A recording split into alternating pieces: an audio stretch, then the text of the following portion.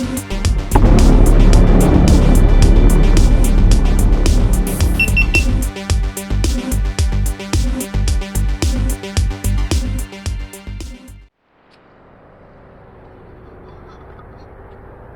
everybody, welcome back. It's Joey again. You're watching VegasDtech and I'm back again with another e-bike review for you. And today we're going to be taking a look at a big fat tire all-terrain moped style e-bike. It's by a company called Engwe and this is their model called the M20. Let's take a look.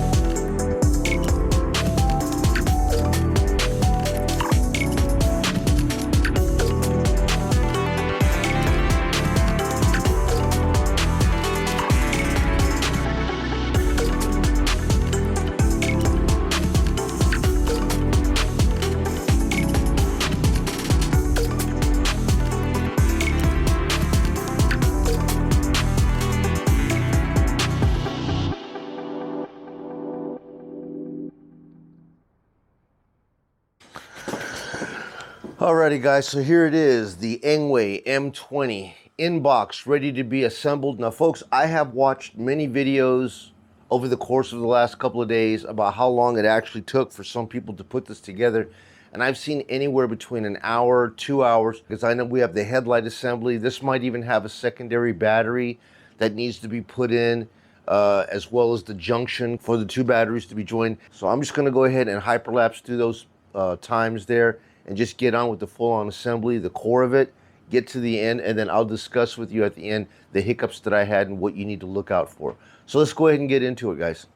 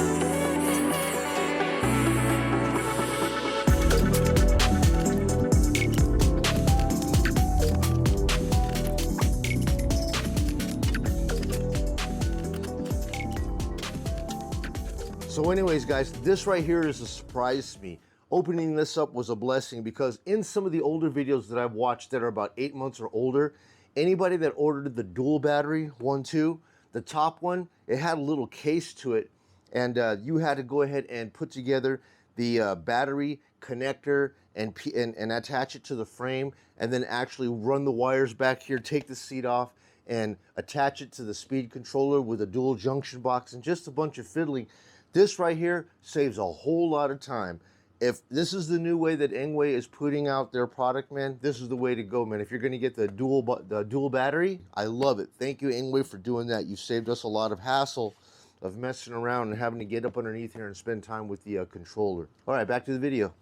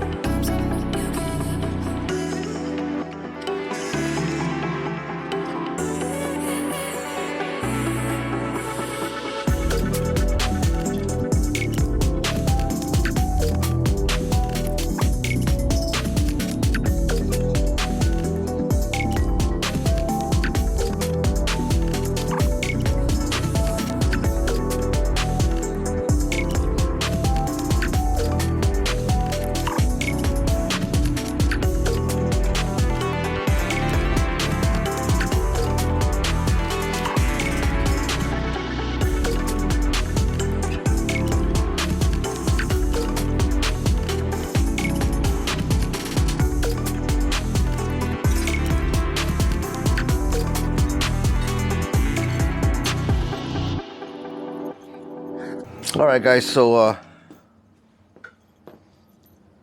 this axle right here is going to come with a couple of different spacers, the large one, the small one. Then it's going to have this lockout ring right here and a washer. I'm going to refer to the manual and see just how this is supposed to go in. Alrighty, guys, so I got the Engwe manual right here. I got to tell you, I'm pretty pleased with this manual because this is actually more in depth. It actually tells you what needs to go where, and it even shows you here the wheel, and it shows you the spacers, and that's in the configuration that it goes in. Okay, look at the headlights. They've also showed you the headlights and the little nuts and bolts and the configuration and the order that it goes in. Most of these bikes, it just tells you something like, here's the pedal, it goes there, put it on, and that's it. Then you got to figure out through trial and error how to do it.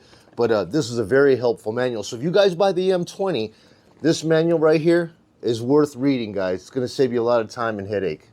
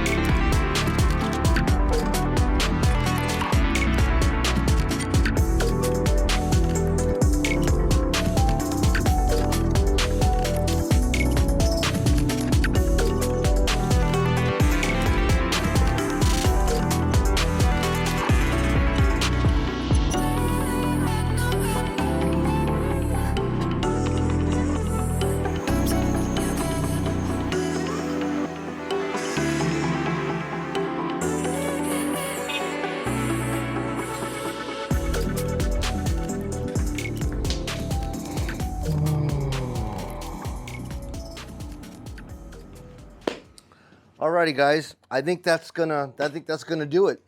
I will tell you, it did not take no hour to put this thing together. The longest thing, at least in the configuration that we have right here, it did not take anywhere near the kind of time that I thought it would take, but that's only because I believe that Engwe heard a lot of the testers say that it took them a long time to put the bike together, and they wanted to alleviate that.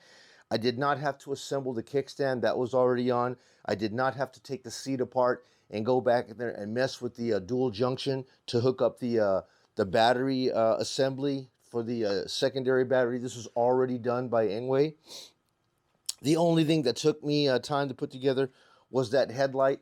I just kept that off camera because the thing with the brackets right here, it just takes a little bit of time to fiddle around and mess around. I didn't want to waste a whole bunch of your time or camera memory doing that. But once you get these brackets aligned here and tightened up, then you'll come back and the assembly's already done.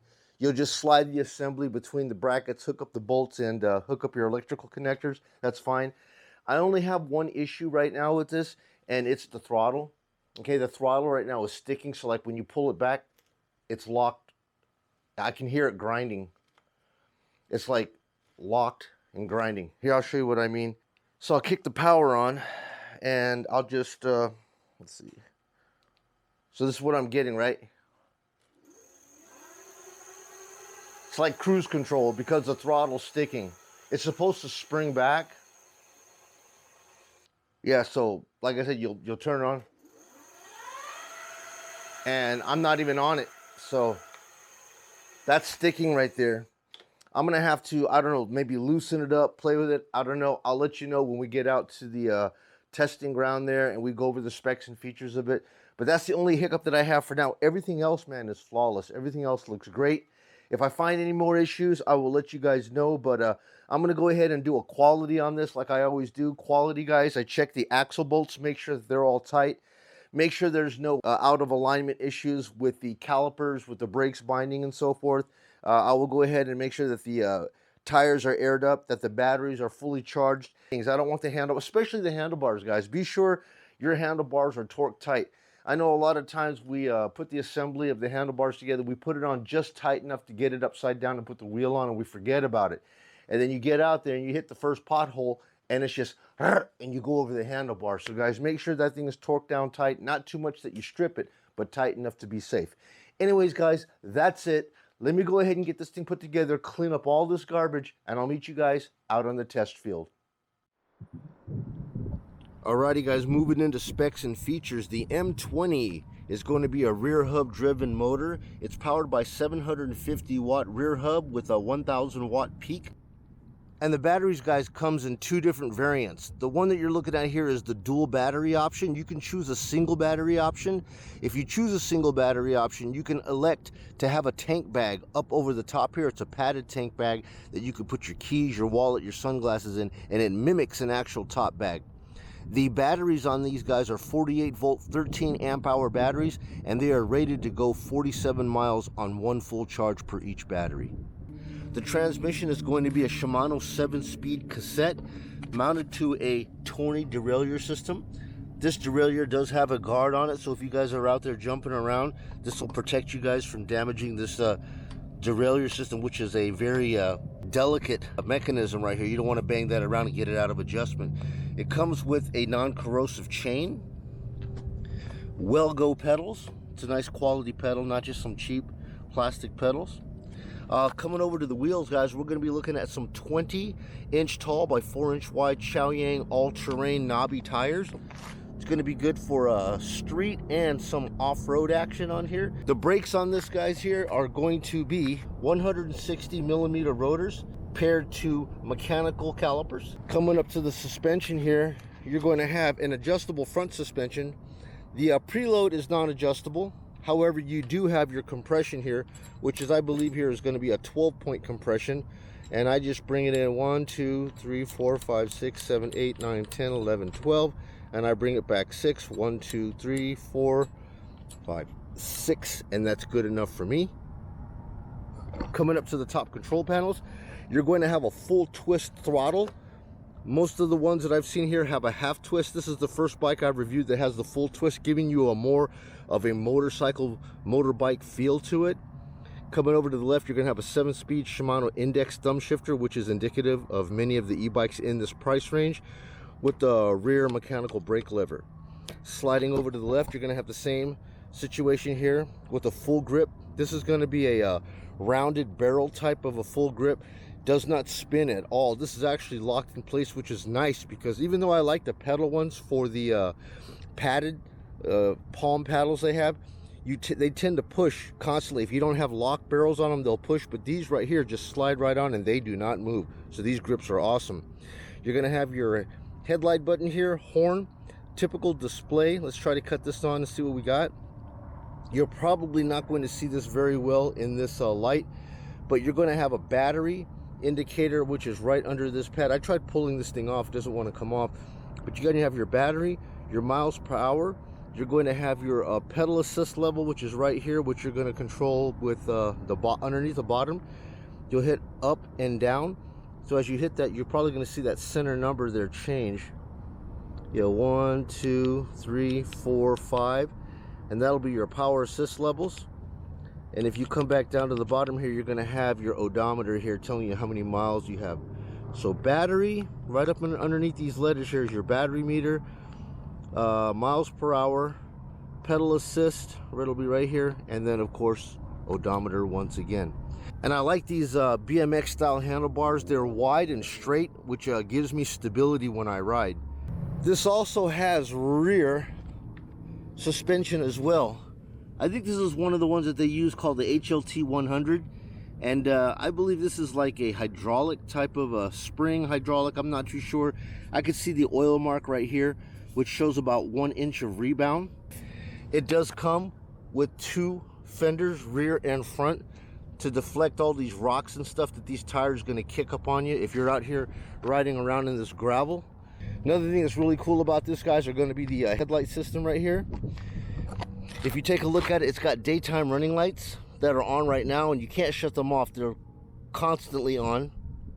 You can angle these lights. The front light you can angle down, so you can have your low beam visibility right in front of your tire, and then you have your upper beam right here that you could just move up and down, and that'll shoot your beam out further, so you have a full luminosity right here in front of your bike. You can adjust it any way you want.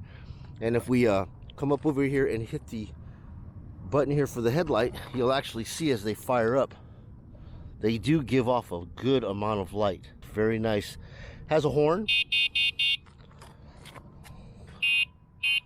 located under the seat. And then coming back to the back here, it does have a very, very bright tail light. I really love this tail light, man. I mean, when the headlights are on, the tail light will come on, and then it has a brake light. When you pull back on the brake, it should light up. There you go. Alrighty guys, so enough about the features and specs. Let's go ahead and take it out here on our test circuit and see how she actually performs. So guys, normally when running a high-speed test, I normally would not be running with 2 batteries like this because I don't need the extra weight. You could take one of these off and leave it at home. But for the point of this video, I have 2 batteries on this. You can only use 1 battery at a time, so you can't pull double the volts and double the power from both batteries. It's one depletes, then it goes to the second. It's just a reserve. And also I've got my backpack on with additional weight on it, so I think I'm probably carrying an additional 25 pounds of weight that I don't need, that I could have actually shed by just having the 1 battery. So let's get on with it, guys. I'm going to go ahead and shut the power off here. I'm going to run on to the bottom battery, which is a fresh battery, and we're going to set the speed rating here for number 5, gear 7, and let's go.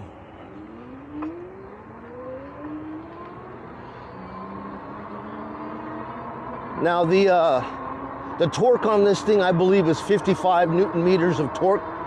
So the acceleration is going to be very linear.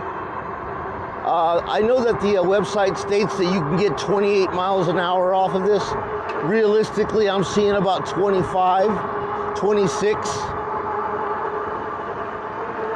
And we're climbing up here a small grade, probably about a 3% grade. And I'm hitting 26. A bunch of little squirrels and chipmunks running across the track with all this gravel. 27 miles an hour.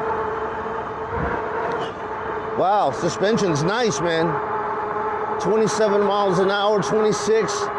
Like I said, we're climbing up a small grade here, probably about a 4% grade. I'm ghost pedaling at this point because you ain't gonna get no pedal assist with gear number 7 when you're doing over 22 miles an hour. But here we are coming up the backhand side of the bridge here at St. Rose. We're hitting about 27. We're gonna lose some speed right here as we come up. 25, 24, 23. Hey man, I'm impressed. I'm still holding some decent speed even though I'm carrying all this extra weight with me today. All right, coming across the bridge. About 22, we should be able to get some decent speed coming back down the backhand side here. 26 miles an hour, 27, 28, 29. Yeah, I'm seeing 29 miles an hour back here. 28, 29. So normally, guys, on just regular battery, you know, not like absolute peak, but with peak, I am seeing 28 miles an hour, and that's with me carrying the extra weight Like I said, you don't have to carry both batteries if you don't want to. You could shed like, you know, a quick 12 pounds by dropping the battery and just riding off of one, and only bringing the secondary battery if you're going to be doing some long range riding. The seat positioning and comfort. I like the seat positioning and comfort on this, guys. Most of these moped style bikes, I can't pedal comfortably. This one I actually can. Coming behind the Green Valley Ranch right now. And you know, I'm pedaling, but I'm really not assisting the wheel in any way. The transmission, I'm not even engaged in it. So I'm just like pedaling for my own exercise, but really not putting in any type of effort as we're complete throttle, wide open, 28 miles an hour. Yeah, I'm astounded, man, because I was normally getting only 25 miles an hour, but that was on a nominal battery that I had been using for a good 15, 20 miles before I actually started paying attention to my top speed. So as we're riding through right now, we're getting a good 28 miles an hour on a fresh peak battery. Guys, I'm gonna go ahead and zoom up here. Normally I don't bring you guys up this way, but I'm gonna bring you up to the Isle of Palms here. We're gonna ride through the district real quick. I get lots of looks when I come through the district on this bike, because it is just a stunner. You know, it's a toy, man, and I tell you, if you got a few extra bucks, man, and you just want to have something that's fun to rip around the neighborhood, there's two things that I tell people all the time when you go to choose a bike. There's only two questions you got to ask yourself, all right, to make your buying decision on buying a bike. The number one question you need to ask yourself is, you know, how do I intend to use the bike? Number one. And number two, where am I intending to ride it? Where am I intending to ride the bike? So like right through here, guys, if you take a look at this, this is the district. You know, riding your bike through here is gonna be something really cool. Man, it looked like they're setting up for some type of an event tonight.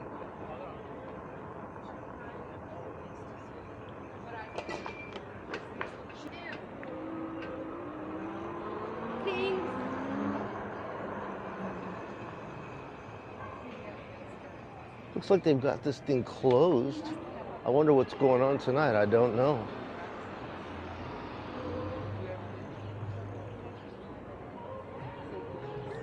But the thing that I like about this, guys, is like you could actually pedal it as a bicycle and ride it through, and nobody will look at you. Nobody will bother you, man.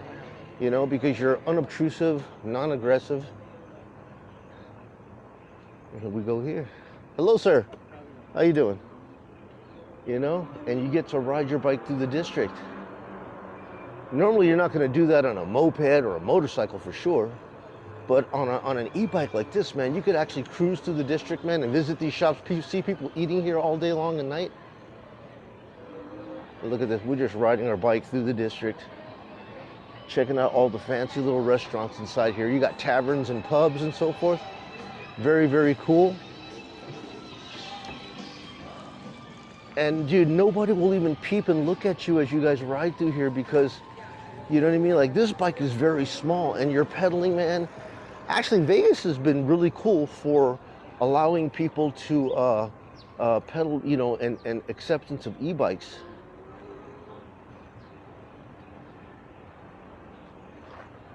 Yeah, the city has been very, very cool here. And I'm gonna ride through here. I know they have it closed off for some sort of an event that they're setting up for tonight, but like I said, if you got yourself a little e-bike like this, man, nobody even cares, you know?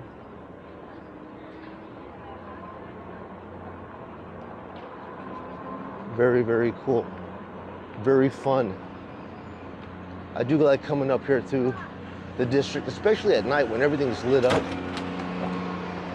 Very, very cool. And this, you know, this Engwe bike, it's so nimble and small that you can flip U-turns on it.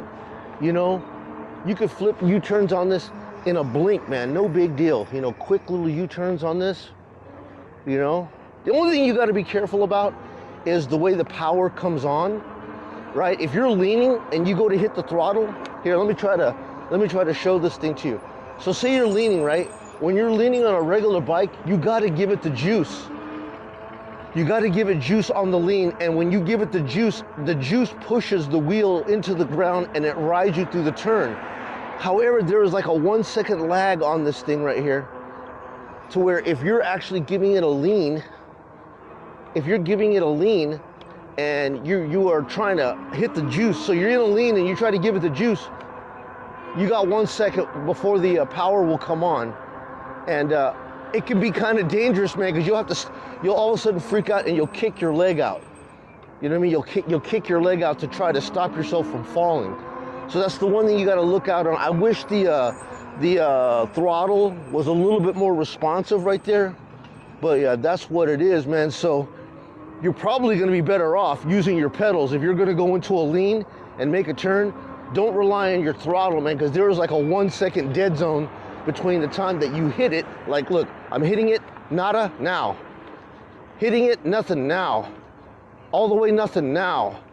All the way, nothing, now. So you see what that means, man? And that split second is just enough for you to lose your balance. If you're like in a turn and you need that throttle assist to happen right away and you don't get it, you might freak out.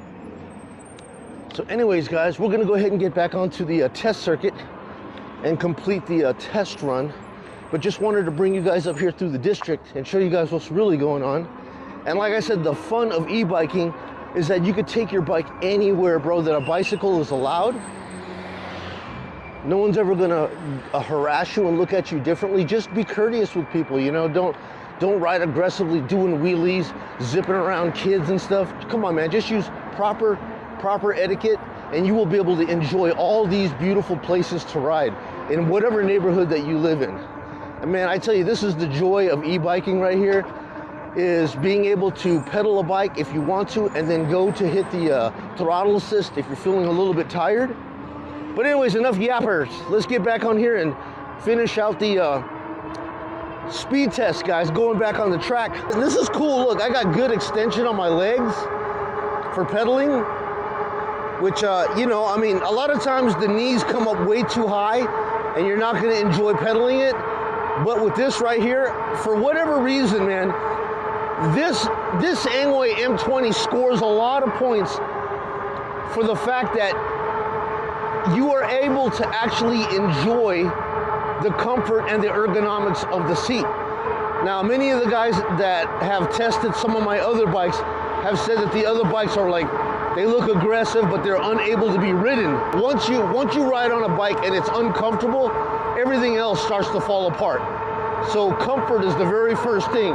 And I am very comfortable on this bike. I love this BMX style front handlebar setup right here. You know, it's out wide, gives you good stability for turns and so forth. Totally digging that. And like I said, man, you can actually pedal the bike. Now, I'm not gonna lie, you're not gonna want to try to pedal a bike that weighs 80 plus pounds with zero power assist. That just ain't gonna happen, man, not at all. All right, but anyways, coming up across the bridge right here, about 23, 24 miles an hour. Across St. Rose Bridge here, we got about 23, 24 coming down the backside. Of course, we're gonna gain a whole bunch of speed.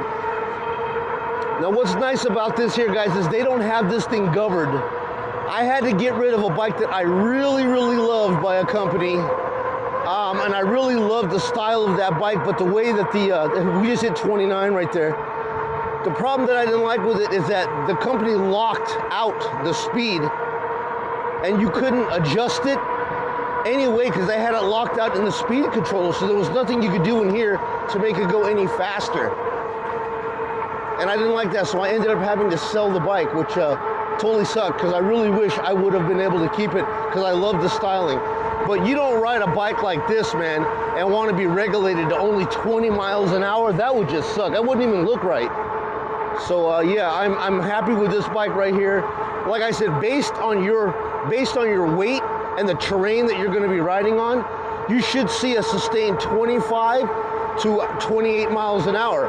And I was surprised today. This really made me love this bike more today that I could see 28 on it, because I was only seeing 25, but I see that on a fresh battery, man, I can't get the performance out of it of 28 miles an hour.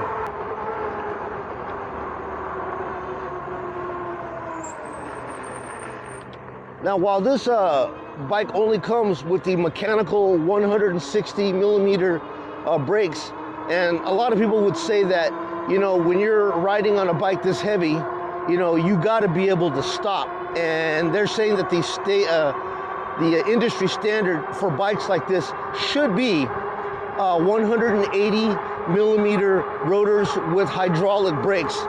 But I'll be honest with you, man, a lot of these times here I use a mechanical brake, and as you can see, man, this thing stops, it locks up. And you know, I mean, I've been riding BMX bikes ever since I was a kid. And hey, if you could lock up your brake pad, the brakes have done its job, whether it's hydraulic or mechanical. So I'm not picky when it comes to that. If the brakes can lock up and give me a good solid braking, that's great. The rest of it, if you're sliding, the rest of it comes down to the traction of your tires and the terrain that you're on. If you're sliding, you know, but as you've seen right there, I can easily lock this up, even with the 160 millimeter brake rotors and the mechanical brakes. It works just fine. Alrighty guys, so we're gonna be coming up here to the St. Rose overpass with the double incline. This incline here should be a I want to say 4%, right? Yeah, I want to say it's a 4% incline right here. And generally the way I rank this thing here on bikes is that any bike that can get at least 12 miles per hour going up it is a decent speed for going up this type of an incline. Anything below 12 is considered like, you know, it could be better. It could be better. That's all I can say. I am concerned about the Engwe because it is only rated for 55 Newton meters of torque. Most of the bikes that I get generally have about 80 Newton meters of torque. So this has always been the one here that's been concerning to me. But we're gonna go ahead and get to it here, guys, all throttle and see. And like I said, you know, 12. I'm hoping that we can at least hit 12 on this. If not, you know, I wasn't expecting any more coming from the low torque of you know, 50 Newton meters. But let's go. Let's see what we can get. 6, 7, 8, 9, 10, 11. Yeah, about 11, man. About 11 Newton meters. I'm going up again, trying this side here. 6, 7, 8, 9, 10, 11. Yeah, so you know, that's what that was my concern right there, was on a hill climb, the Newton meters of torque on this thing, being that it's only 55, it's not going to be a very strong, you know, climber of grades. And I know Engwe is probably, they're aware of that, you know, but I do believe that that's something that can be corrected with the speed controller. I'm sure they can easily fix that. And so now, guys, we're going to go ahead and get into this brake test right here. This is another concern that I have for the bike, being that it's only got the 160 millimeter brake rotor and the mechanical brakes. Most people would insist that a bike this heavy is going to have a lot of mass. We're not talking about a 25-pound, you know, BMX bike, which, you know, whatever brakes you put on it will lock up. When you've got 80 pounds of mass moving on a downhill slope like this, you gotta have good brakes, man. So we're gonna go down here and start this test and see what we got. All right, guys, so what I generally try to do is get anywhere between 17 to 20 miles an hour. I generally will start braking at 17 miles an hour coming down this slope. I'm gonna nail it, see if we can lock up before I actually go careening into the guardrails down below. So let's go. 10, 13, 14, 15, 16, 17, right up at 20.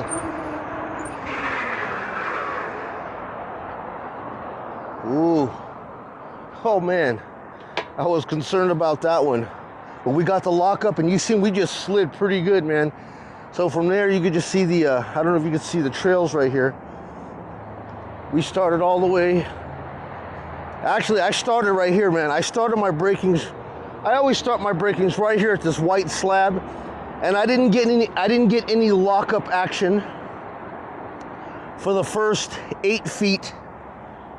Then I started getting a little bit of lockup action right here, and then the full lockup action looking like about 12 to 15 feet. That's when I started seeing the full lockup, and from this point the rear wheel was fully locked up and it skidded all the way up to the front. I didn't get anything locked up on the front wheel. Probably better that I didn't, or else I would have probably lost control and went over the front handlebars, and that wouldn't have been good. All right guys, so we're set up here to do the second part of this brake test. Now, instead of a barricade back here that we would normally have, we're going to be looking at this straight up wall down here. We're going to do it again, 17 to 20 miles per hour, and then nail the brakes as hard as I can down at the bottom. Let's go.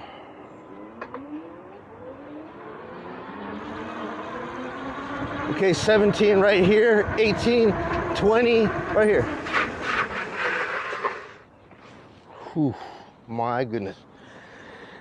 Oh man, I tell you, every time I do it, I get scared. Let me tell you, because if for any reason, man, that brake fails, I'm going to be rocking right into this wall down here, man. So I put my faith into the hands of these bike companies that their brakes work, man, whether it be mechanical or hydraulic, man. You know, I put my health into their hands. Coming down this thing at 20 miles per hour, you are hauling with that 80-pound load plus my weight on it. If those brakes fail for any reason, yeah, that'll be a bad day for me. So anyway, thank you for putting some decent brakes, whether they be mechanical or otherwise. Thank you very much. Alrighty guys, so what are my pros and cons that I have for the Engwe M20? The first thing that I love about this bike, which cannot be denied, is its overall styling. This dirt bike styling bike gets, look, it garners compliments. It really does. Like I said, when I ride it through the district parking lot over there, and I ride it through in the evenings, I have people stopping me, giving me five, telling me that the bike, what is that? Is that a dirt bike? Is that a moped? What is it? They don't even know. They've never seen it before. It greatly resembles a dirt bike, but it is an e-bike, and I just love the styling of it. That dual headlight option in the front, I've never seen anything like it. It looks absolutely amazing. The wheels are absolutely stunning. I love the mag wheels. It reminds me of the old Mongoose bike days when I was growing up as a kid, as well as the BMX style handlebars. I mean, it has everything that I wish I could have had on a bike when I was 17 years old with the technology of all of this power assist. Second thing I love about this is the dual battery option. I like the fact that I have the ability to ride with one battery or two.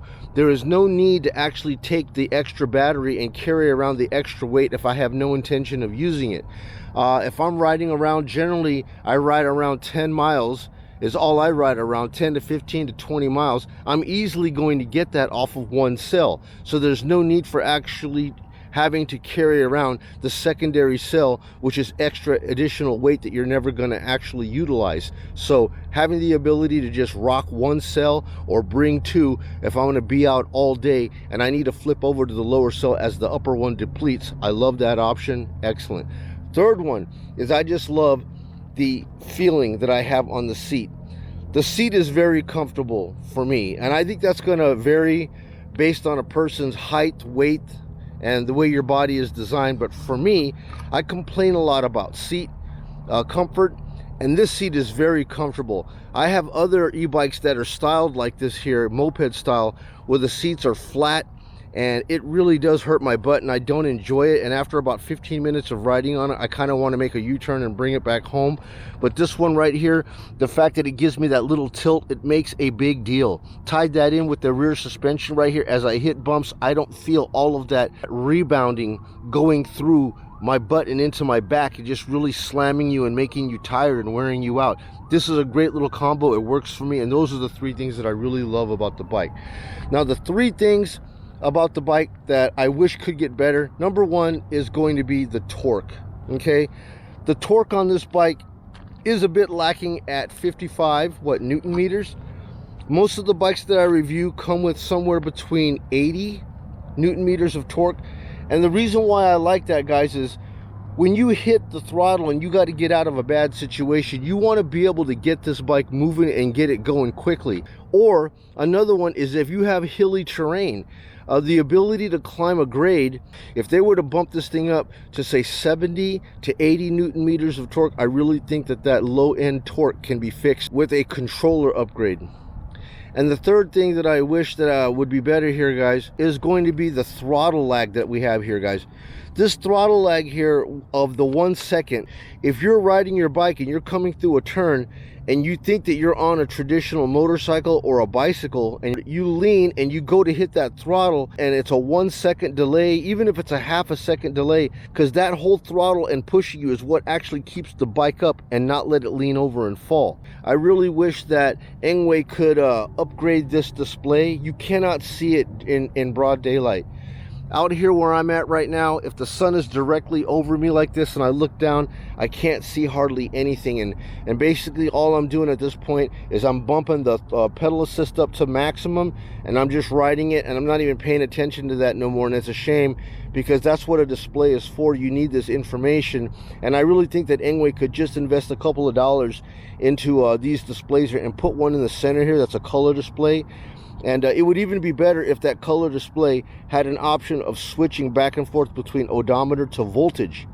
That way I can have a better reliable reading as to what is in the batteries. If I am intending to go on longer rides, the voltage readout will give me a better look as to what's inside those battery cells and make me feel more comfortable and not give me long range anxiety. So yeah, a newer display.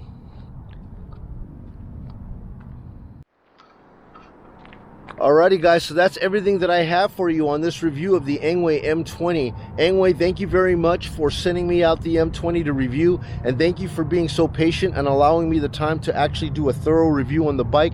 I love this bike. I have watched every review on YouTube from UK to all over the United States, and it seems like everybody that has purchased this bike in one way or another very much love this bike. You have yourself a winner. So guys, if you like this video and you are thinking about picking up one of these Engwe M20s for yourself, a link to this website will be down in the description, and I'll include any other promotion codes, discount coupons, or sales that are relevant at this time.